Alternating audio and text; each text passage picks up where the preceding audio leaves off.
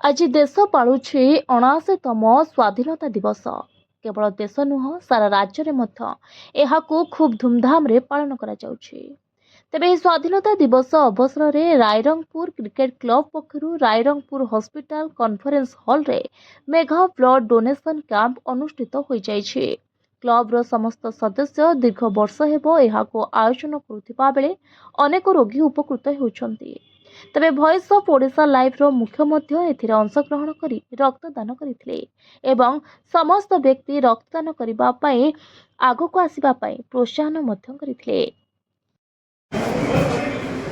नमस्कार, मैं सौमिक दास कानून रायरंगपुर क्रिकेट क्लब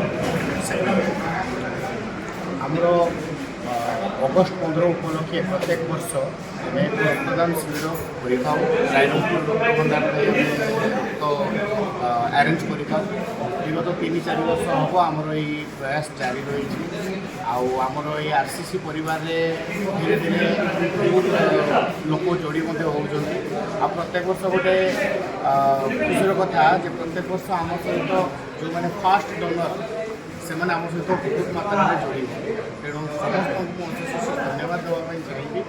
यही प्रोग्राम आमको आपण मैंने आशीर्वाद करूँ जमी ये प्रोग्राम आम आगामी दिन में आहरी जोर मात्रा करूँ आहरी भल भाव में करूँ।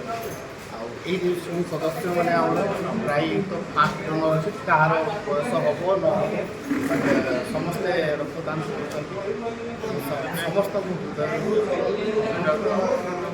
Report voice of Odisha live.